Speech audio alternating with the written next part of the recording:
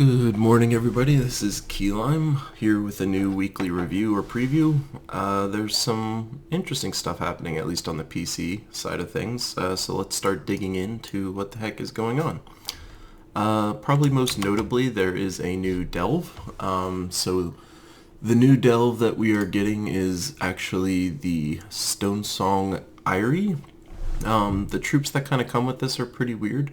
The map actually looks pretty interesting. It looks like you might be able to just beeline it straight to the boss, is my guess. So this looks like you might have to do about 2 fights before you get to the boss, so this looks like a pretty farmable delve that's actually in there. As far as the troops that actually come in this new one, so we have Queen, I'm going to guess Soki, might be how you say that. So they're all of these Strix types troops, and they all seem kind of interesting slash annoying. So very storm dependent, it appears. They all seem to synergize with storms. They all seem to kind of summon. Some of them have some interesting effects. So starting with the Queen, so she's going to do damage to all, and then if there's a storm, explode the board for 5 gems. So that's actually pretty good from a loot potential perspective. As far as her traits go, again, she has this 35% chance to summon a Harpy Mage when matching 4 or more gems. So another person that's going to be able to summon. Overall, this troop is actually okay. I mean, the fact that she does damage to all and explodes the board a little bit, she's kind of like a mini Infernus. So overall, not terrible. I admittedly do not like summoning kind of lineups.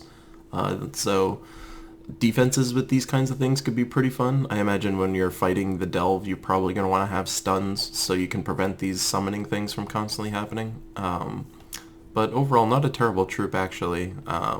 So that's at least the legendary that's coming in the new delve.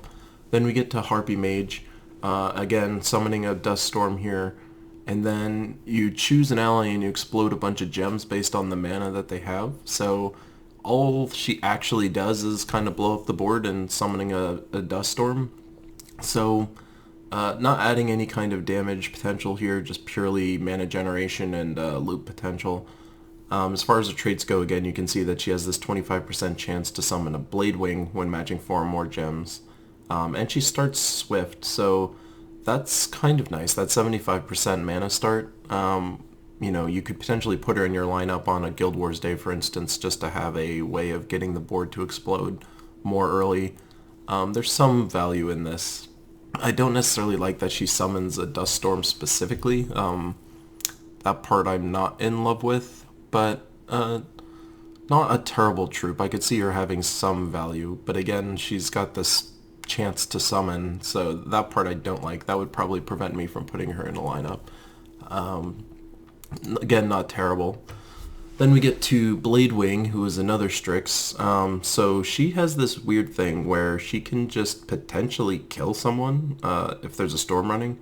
So the damage that she deals isn't all that exciting, but the fact that she has a 20% chance to just kill. If you don't have a ton of troops yet, I could see you leaning on this troop in things like events or delves to just try and like sneak your way through things by just leaning on this 20% chance. There's better troops that have this kind of a thing, like Karabos has a 40% chance to devour somebody. Someone like Doomclaw has 25% chances to devour people. There's other troops you can use to get this kind of a gimmick to just potentially just outright kill people, but the fact that she's just an ultra rare, if you don't have a ton of troops yet, like I could see you doing some sneaky stuff with her. And again, she has this ability to 25% chance to summon a Harpy. So you can see the theme here with these folks. Again, that 20% chance is only if there's a storm running. Harpy is someone who's just giving life to everybody. And then if there's a storm, she's draining 4 mana from all enemies. So, and again, she has the summoning thing, and she summons a dust storm at the start of battle. So these troops are kind of interesting. They're gimmicky, which is, to me, a little more fun. You get to potentially throw together something more interesting or exciting. I like the idea of these troops more than I like the troops themselves. I'm, again, not a fan of very summon-heavy kind of things, but all of these troops have some weird little interesting thing about them. So from a team building perspective, you can potentially do some fun stuff. I don't hate it. They're not the worst. The banner that's coming with this is a +2 brown, +1 yellow, -1 purple, so that's actually pretty solid. So overall, I think from a new Delve perspective, I like the layout. The banner is definitely going to be useful. The troops all have some interesting stuff going on, so that's pretty cool. Then we get to the event chest, so it's Silverglade troops. So for Silverglade, there's some interesting stuff. So the main thing that you're going to probably want to pull in there is a Queen Aurora. So she's a really strong defensive troop. She's going to heal everybody else and barrier everybody else. She also creates a good amount of mana. So the fact that she can create 10 gems of any color is really nice, so you can fit her in a lot of lineups. She also has this bonus mana to all gems. So every gem match you make, you're going to be getting more value out of them. So overall, a really strong defensive troop. When I first started out the game, she was someone that I used like every time. So if you don't have a ton of mythics, definitely a solid one to pick up. Definitely fits into a lot of different lineups just in general. That Rainbow Link is something you can kind of lean on, so it doesn't matter what kind of lineup you put her in. The only downside to her is that it's all other allies. So everybody else on your team is getting protected and boosted, but Queen Aurora herself would not. So that's something to keep in mind when you throw in your lineups. She also doesn't have any kind of cleanse, so she'll boost your team up a good amount, but any status effects you're dealing with, you're going to have to either deal with some other way or just eat them if you're putting her in your lineup. But overall, pretty good. I think I put her in like a mid-B tier for myself. Kristanax is pretty fun. So early on, removing all gems from a chosen color and dealing damage to all. Overall, he's pretty cool. I mean, the skull reduction is nice, I guess, but I never put him in a first slot. But he's somebody that's pretty solid, especially early game. Early game, getting someone like him is definitely useful. Not a bad card. Vanya's a little more interesting. She's Blessing on a 4 or 5 match, a random ally. So this is actually really, really, really strong in theory. Bless is, I think, one of the best, if not the best, buff you can give your own team. They're doing damage to all boosted by blessed allies times 4. So as far as damage to all, assuming you're casting it with like 2 or 3 people that are actually blessed, this is a decent nuke. You're actually going to be getting like, I don't know, 30 some odd damage, like lower 30s. So that's not bad at all. And then she summons a random Silver Necropolis troop. So this troop is okay, actually. I mean, they're kind of set up to be useful in a 4th slot, just to be blessing everybody randomly and then casting the ability whenever you have mana at the end. With them being in the 4th slot, you can potentially save your ass by summoning troops as well. So overall, I find this troop pretty great. I haven't used them yet, even though I really love Bless. I need to try and use them. That's my goal for this week. I will use them. And then lastly, we've got Willow. So Willow from a beast lineup perspective is pretty good because all beasts will gain 2 attack and life on 4 gem matches. So that's really nice. You do have some loop potential with this destroying a row and then dealing damage to all. It's a really bad loop potential though. Destroying a row I always find is a lot more hard to actually get some kind of loops started. So if you're picking Willow in your lineup, you're probably caring a lot more about the stat pumping trait that they have and potentially the damage that they have. But from a loop or mana generation perspective, it's not that strong. It's not exploding a row, it's destroying a row. So it's kind of really hurting any kind of loop potential this troop is actually bringing. So from the event keys, these top 4 are all pretty solid. If you don't have QA, I think they are worth chasing. These troops also have their own value in their own ways, so not such a bad event key chest lineup this time around.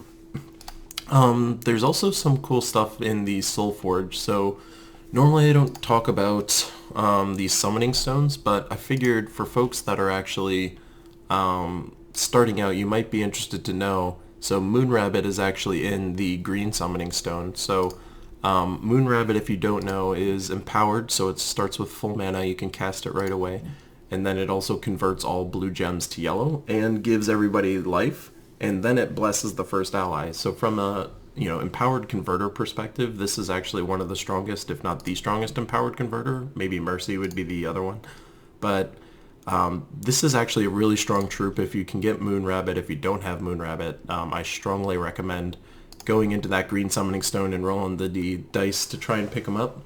Used in a lot of different lineups, extremely useful. So that's pretty nice.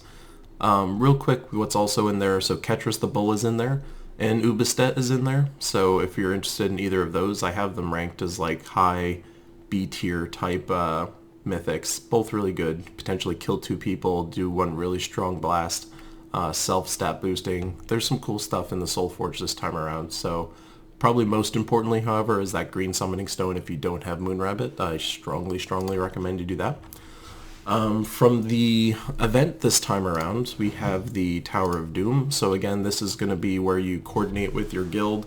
Everyone's floor plan looks exactly the same. All the benefits that you're getting or the boons that you're getting are the same for everybody in your guild. So if you do not have a way of tracking this within your guild, I strongly recommend getting something like a Google Sheet and just tracking on each floor what's in each room.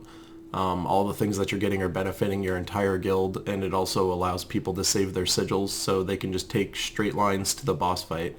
So normally you'll send scouts out ahead and basically have them use as many sigils as they can to just show what's in all these rooms, because even on floor 1 there could be like these higher level scrolls like a heroism or a luck scroll. There's a bunch of cool different scroll types in there, so definitely find some way to track this within your guild if you're not already. And what comes with this event is this Doomed Mask. So this is the, with the Doomed weapons, there's 2 flavors of them right now. There's the turning a bunch of stuff into Doomed Skulls and hurting everybody kind, and then there's these giving everybody health and then mana.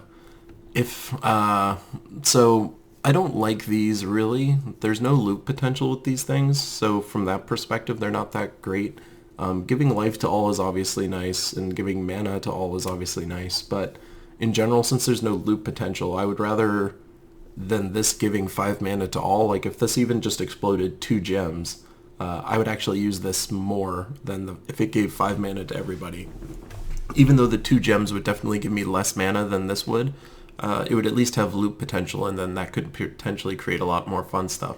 So unfortunately I don't like any of these like healing versions of the doomed weapons. I'm not sure if I've seen anybody run them to any kind of effect. So that's kind of unfortunate from that perspective. The other troop that we got this time around in the glory side is this Grimcorn. So Grimcorn seems kind of one note.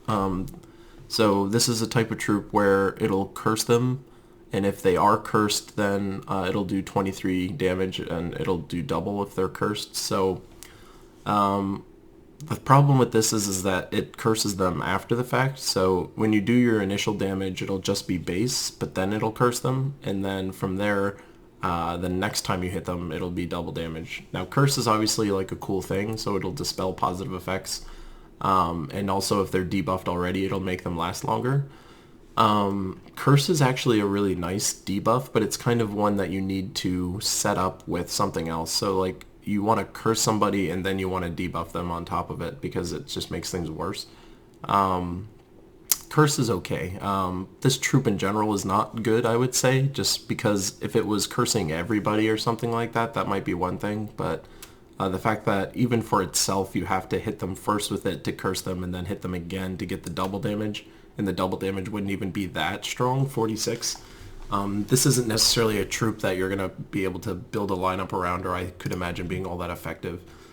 From a trade perspective, there's nothing all that interesting in there. This is all just okay. So that is everything cool that's going on the PC side. From the Switch side, there's a little more stuff going on. So if I can find it, yep. So it looks like you guys have an invasion this time around. So you're getting a troop called Cloudstalker. So Cloudstalker is somebody who's just straight up damage. He's just going to hit your tower, and then if it's based on his ascension, so if he's just kept at Epic, he'll do 3 times. If you get him to Legendary, he'll do 4 times, and if you get him to Mythic, he'll do 5 times. So from a tower damage point of view, that's really strong. From his traits, there's nothing super special there. He's got the normal, the deal 3 to 5 times skull damage if you get him all the way traded.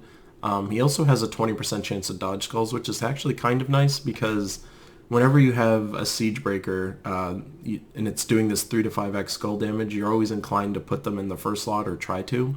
At least with this troop, you get some survivability by having the chance to dodge skulls. So overall, not a terrible siege breaker troop. I wish there was more gimmicks going on with actual spell cast, but overall not terrible. Beyond that, you guys also get this Midge Swarm troop. So Midge Swarm is not really anything all that noteworthy. It's kind of fun when you cast him, at least. Like, so you'll see this scatter damage just means it hits everybody on the side, so it'll split 30 damage across all 4 people. So everyone's getting about like 8 to 9 damage. So that's okay. Like 8 to 9 damage twice. So you see it kind of like hit them all and then hit them all again. Like, the effect looks cool. I would never use this troop really, but it looks cool at least. From a traits perspective, there's really nothing there. So, yeah, none of this is especially interesting. So from the troop perspective, not that great.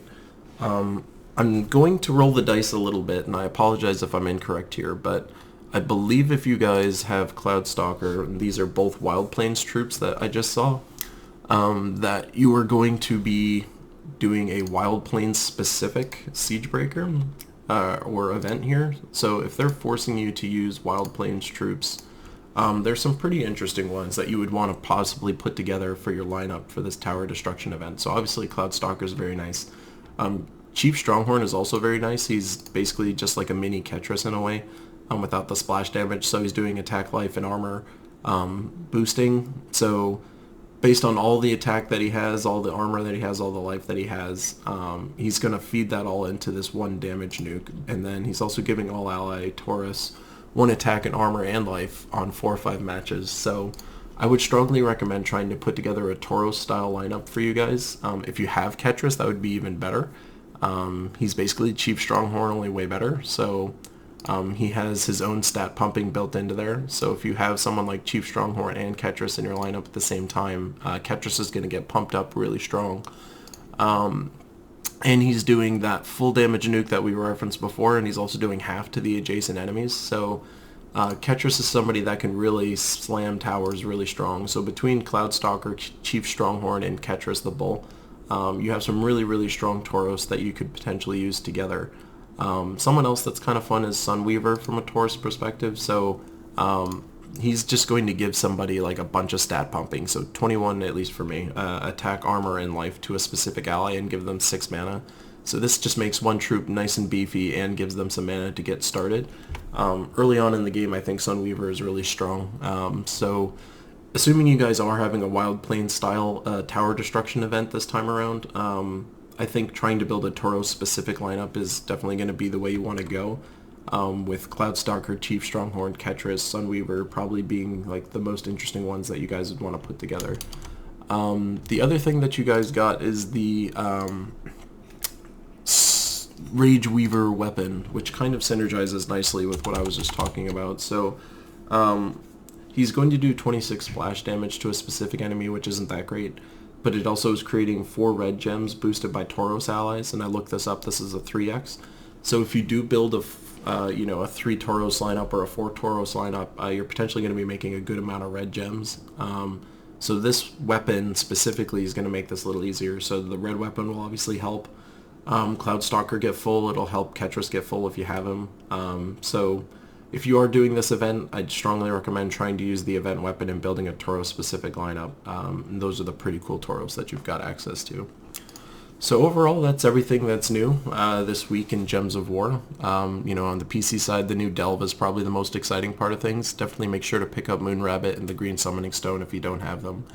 But this is Keylime signing off. Thanks, guys.